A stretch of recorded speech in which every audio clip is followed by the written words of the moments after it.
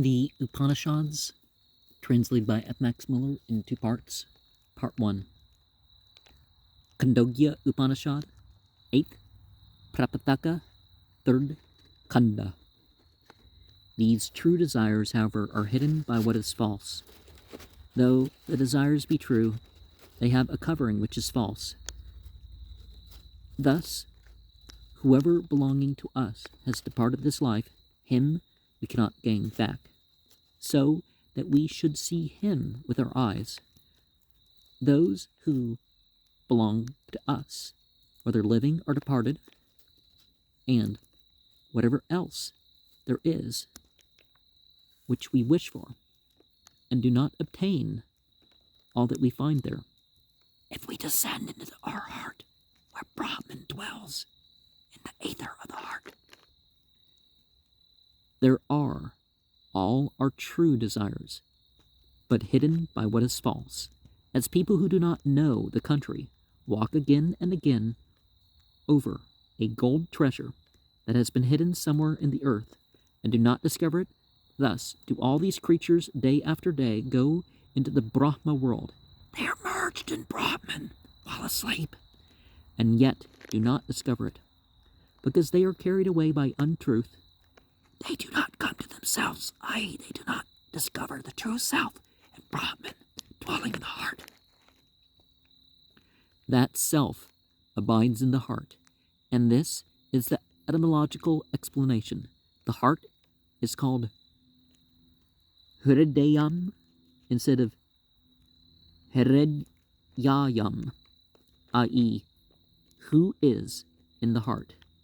He who knows this, that he is in the heart, goes day by day, when in Shushupta, deep sleep, into heaven, Svarga, i.e., into the Brahman of the heart.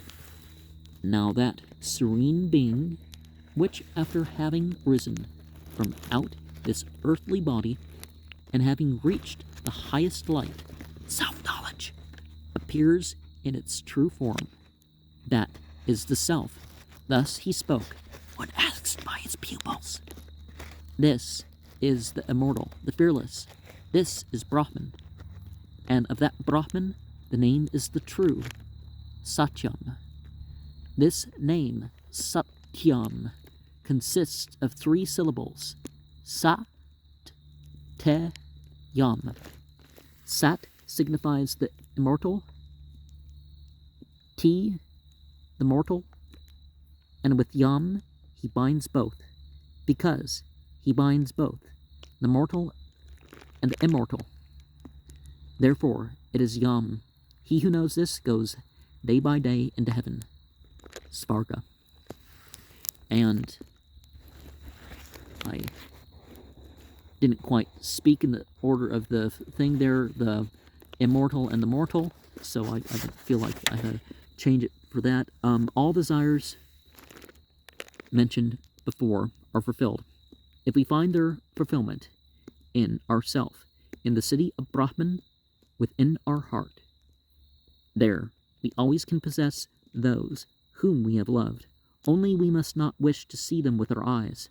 That would be a false covering to a true desire. Khandogya Upanishad 8.3 talks about the serene being, and the Sat Yam. We ought probably to read Sat Yam and then Sat Yam. The E and T would then be the dual of an Anubandha E instead of Yate, a conjecture Yate. See the Aranyaka 2.5.5. And they really